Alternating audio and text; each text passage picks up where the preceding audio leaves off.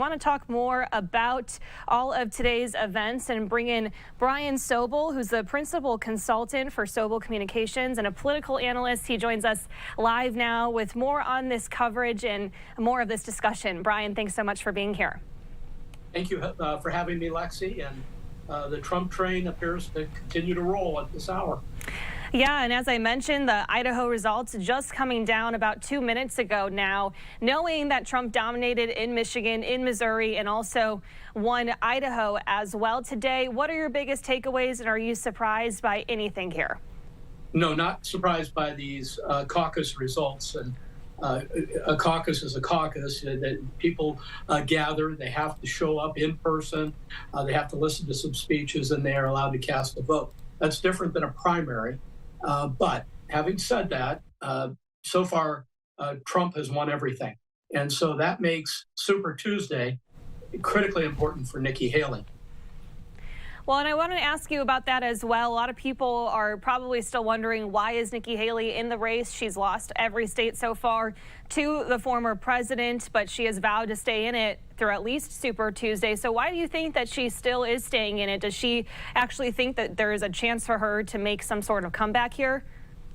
Well, at this point, her chances are probably slim and none. And as the old joke goes, slim as boarding the train. But saying that is not yet seeing what happens on Super Tuesday. If she can pick up a few states on Super Tuesday, she may well remain in the race. You think about the Republican delegate count.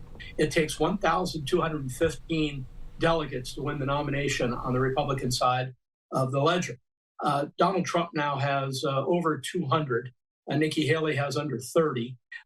But if she were to win, say, 50% of the states on Tuesday, and there's 15 states in play and a territory, American Samoa, maybe she can gain some momentum. I think if she is soundly defeated on Tuesday, it's the end of the line for her.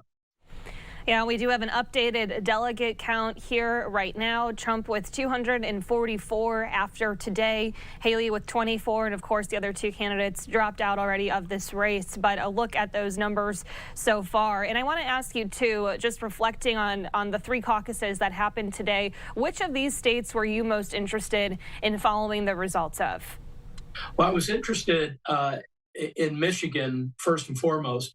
The other two smaller states, very conservative. And so no surprises there. And frankly, all three states were offering no real surprises.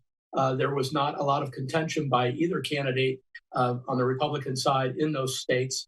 So that always tells me that polling, having been done, tells the candidates they need to put their resources at other places. Their media buys have to go other places. And so really today, not a big surprise. But again, as we were saying just a moment ago, Donald Trump is now in a commanding lead with 244 delegates, and Nikki Haley is well behind. Yeah, and I want to talk about Michigan, too. You're right. There's a lot of interesting things to follow there, especially after the primary last week, the caucus today. And Michigan really was the last major primary state before Super Tuesday. So there was a lot to watch there. And there was a lot of conversation about people who voted uncommitted. So I want to ask you about that and how that might make things different as we look ahead to November and what that means, especially for the Biden campaign, seeing people who chose to go that direction. Well, with respect to the president, he has a lot of problems. He has a lot of Democrats who are not happy with him. He has a lot of independents who tend to, whatever their previous party was, Democrat, Republican, tend to lean in those directions. Overall, and Republicans who are not going to vote for him. I think this is going to be a very interesting next few weeks and months before the convention, where I think some Democrats quietly are going to be putting pressure on Joe Biden to drop out of the race. And we will see, of course, but history has shown us in the past where a leading candidate, for example, Lyndon Baines Johnson, dropped out of the race. So there is historical precedent for Joe Biden taking another decision. but we will see. The fear by Democrats, of course, is that if they switch it up at this late date, that Donald Trump perhaps gets the inside track and can bring it home. But Donald Trump's problems, Lexi, are that he is not popular with a certain percentage of the Republican Party. And you can see the base is coming out in droves for him, the base that supports Donald Trump. But there are a lot of other Republicans who don't see him as the answer. But their dilemma, their conundrum, is that Joe Biden is also not their answer. And this is one of these unique times in American history where you have two candidates that, for a lot of their own party, are not incredibly popular. And so we're going to see a whole lot of interesting things as we move forward now. Yeah, very interesting, especially because we've heard so much of that people don't necessarily want a rematch, yet here we are, and that's exactly what it's looking like as we look ahead to November. And of course, this last week, there were a lot of different things to follow, a lot of very big events, significant events, but one that really stands out is that former President Trump and President Biden both went to pay a visit to the border, of course, in two very different locations. Trump was in Eagle Pass, Biden was in Brownsville. So that, of course, is a very big topic, a very big area of concern for voters as we look ahead to November here. So what other issues are you noticing amongst voters? What is standing out as some of the most pressing issues, and how big was it to see both of these individuals at the border on Thursday, especially with November really right around the corner, it feels like? Well, starting with both of them dueling at the border. We know it's sort of inside baseball, but there's something called earned media. And this is where a politician goes someplace and they know that a whole lot of the media will follow them and do reports about them being someplace.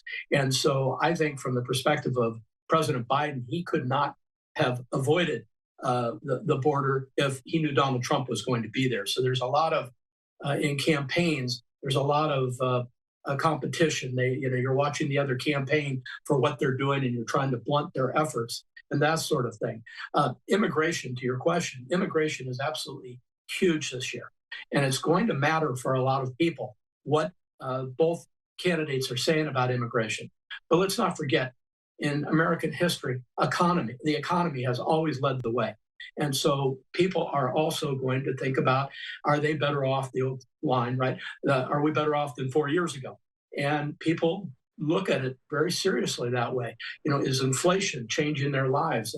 Are the costs of gas, gasoline, but natural gas serving homes, and energy in general, and inflation, and the cost of a loaf of bread? All of these things matter when somebody goes to the polls, and they have to decide whether one candidate is a better candidate than the other one. And a lot of times it can cross party lines, and it has in American history. But crime is also huge, especially inner city crime. What's going on in Ukraine, in Israel. All of these issues are front and center for the American people. And frankly, they're front and center for President Biden and for former President Donald Trump.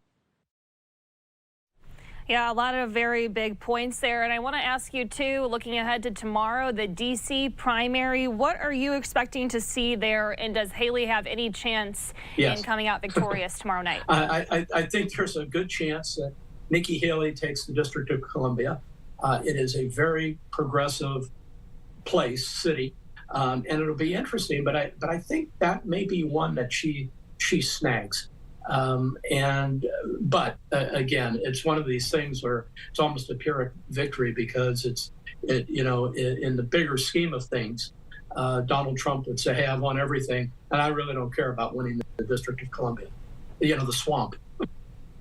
Yeah, very interesting and great observations here. Brian, do you have any final thoughts that you'd like to share with our viewers here? It can become confusing at times trying to follow all of the different races and, of course, all of the different caucuses and primaries that are happening. So any other big takeaways that you'd like to share here with our viewers? Well, Lexi, you put your finger on it. Every state has different rules.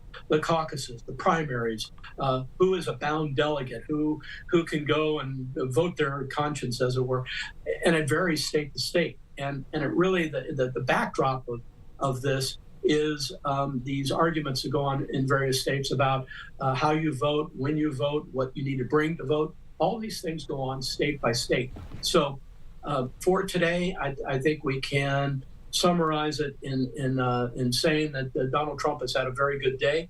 It was caucuses, not primaries. But Tuesday, viewers should be looking very carefully at all of these states in American Samoa to really see whether Donald Trump brings down the final hammer on the hopes of Nikki Haley, who, by the way, is staying in also because this gives her a lot of opportunity to talk to the American people and to Republicans for 2028. Yeah, absolutely. Brian Sobel joining us here, political analyst, breaking down the results of all three caucuses today. And of course, as we look ahead to Super Tuesday, Brian, thanks so much for your time. We really appreciate it. You're very welcome, Lexi. Have a great evening.